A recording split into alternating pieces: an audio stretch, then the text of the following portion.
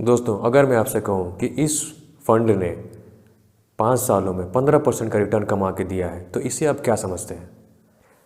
क्या इसका मतलब ये है कि अगर आपने भी इस फंड में निवेश किया होता तो आपको भी आज 15% का रिटर्न मिलता? और क्या ये SIP और वन टाइम इन्वेस्टमेंट दोनों पे लागू होता है? अगर आप भी म्यूचुअल फंड में निवेश करना चाहते हैं, लेकिन म्यूचुअल फंड रिटर्न्स जैसे कि एब्सोल्यूट रिटर्न, CAGR, XIRR वगैरह को सुनकर आप थोड़ा कंफ्यूज हो जाते हैं, तो आप अकेले नहीं हैं। काफ़ी लोगों को ये परेशानी होती है, वो म्यूचुअल फंड रिटर्न्स को ठीक से कैलकुलेट नहीं करते और अपना निवेश एक गलत फंड में करते रहते हैं। इस वीडियो को देखने के बाद आप इन सारे टर्म्स को अच्छी तरीके से समझ पाएंगे और अपना निवेश यानी कि आपका जो इन्वेस्टमेंट है उसे आप सही तरीके से ट्रैक कर सकते। दोस्तों, इस वीडियो में हम म्यूचुअल फंड रिटर्न्स के बारे में जानेंगे और ये डिस्कस करेंगे कि ये रिटर्न्स आपस में कितने अलग हैं और हमें कब कौन सा रिटर्न देखना चाहिए। तो चलिए वीडियो शुरू करते हैं।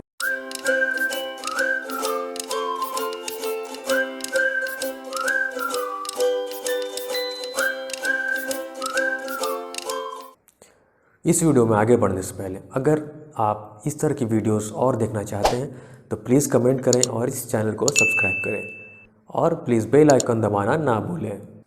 दोस्तों, सभी म्यूचुअल फंड रिटर्न जैसे कि CAGR, XIRR या एब्सोल्यूट रिटर्न हमें उस फंड की प्रीवियस परफॉर्मेंस यानी कि हिस्टोरिकल परफॉर्मेंस के बारे में बताते हैं।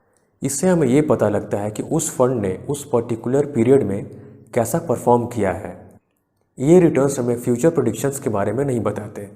दोस्तों, म्यूचुअल फंड रिटर्न्स की परफॉर्मेंस बताने के लिए सबसे कॉमन यूज़ होने वाला टर्म है CAGR। तो आइए हम सबसे पहले इसे समझते हैं। CAGR यानी कि compounded annual growth return.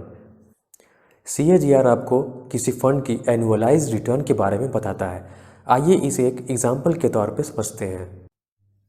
CAGR का फॉर्मूला होता है final value divided by initial value to the power 1/n, जहाँ पे n मतलब कि टाइम यानी कि समय, -1।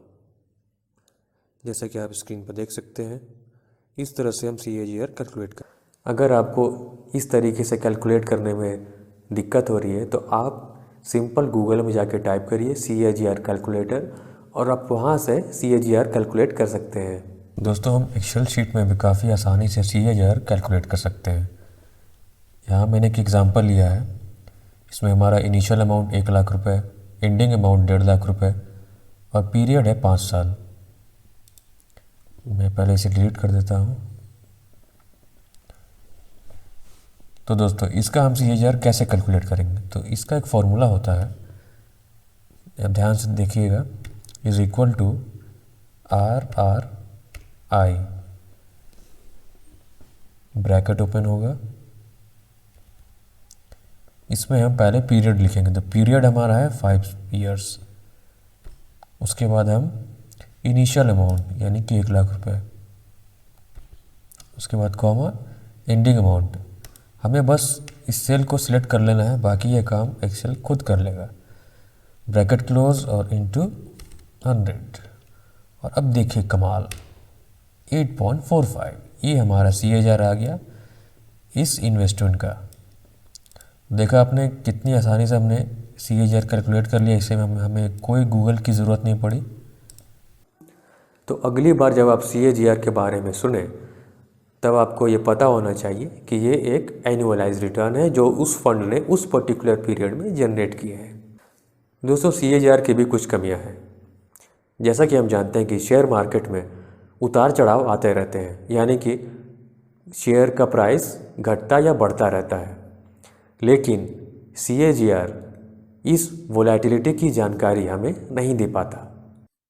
CAGR को देखने से आपको लगेगा कि आपके इन्वेस्टमेंट की एक लीनियर ग्रोथ हुई है, यानी कि आपको लगेगा कि आपकी जो इन्वेस्टमेंट वो हर साल उसी फिक्स्ड परसेंटेज से ग्रो हुई है।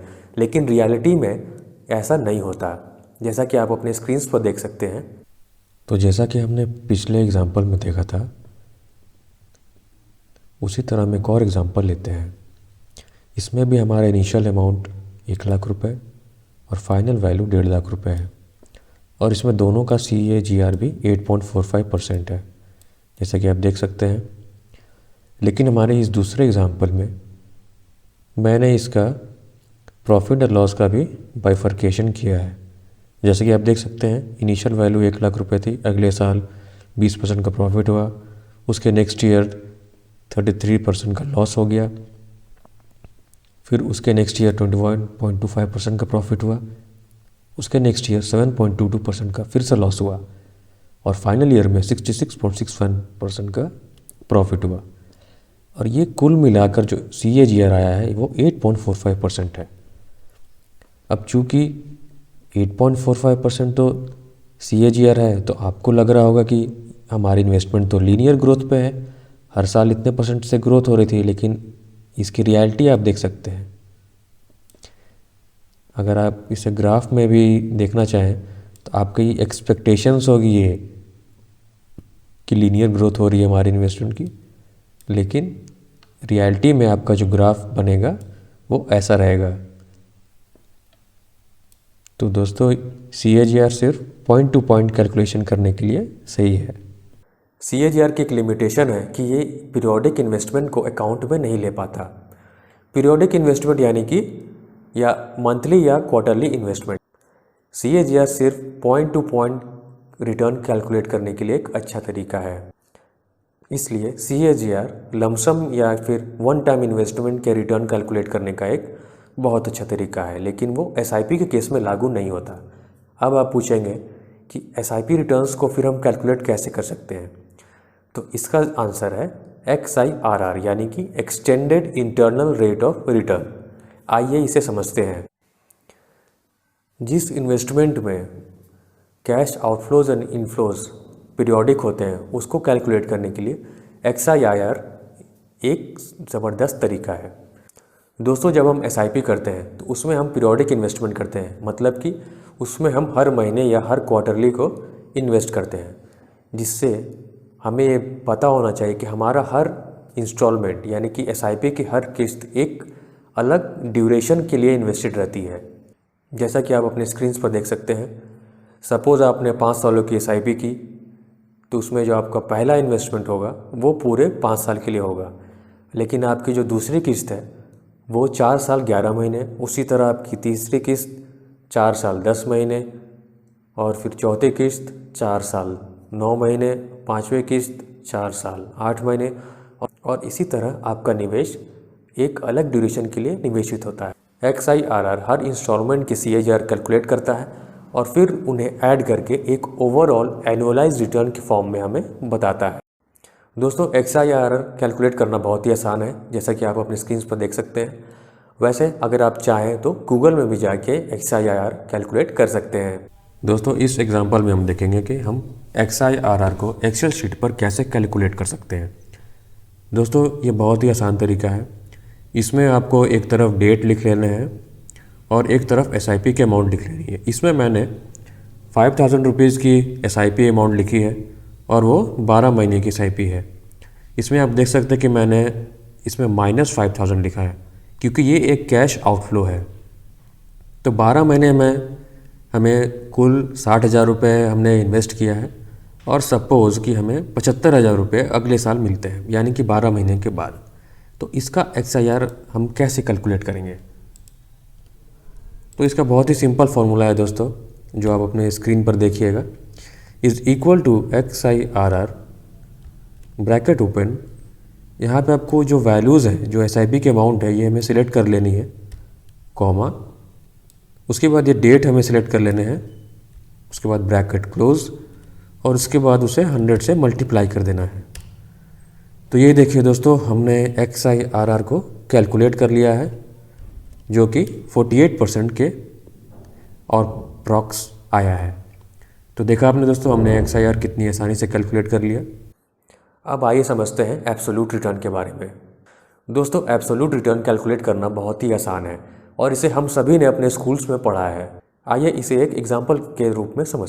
मिस्टर ए ने साल के शुरू में 1 लाख रुपये निवेश किए और साल के अंत में उन्हें 1,20,000 रुपये कुल रकम प्राप्त हुई। तो दोस्तों, एब्सोल्यूट रिटर्न कैलकुलेट करने का एक तरीका है, जो है final value minus initial value divided by initial value multiplied by 100। तो यहाँ ये इक्वेशन बैठेगा 1,20,000 minus 1,00,000 divided by 1,00,000 multiplied by 100। तो दोस्तों यहाँ पे उन्हें एब्सोल्यूट रिटर्न मिला है 20% का। तो दोस्तों आशा करता हूँ आपको ये वीडियो अच्छी लगी होगी। Please like the video and share and comment कि आप कौन सा वीडियो देखना चाहते हैं। This is Rajiv signing of.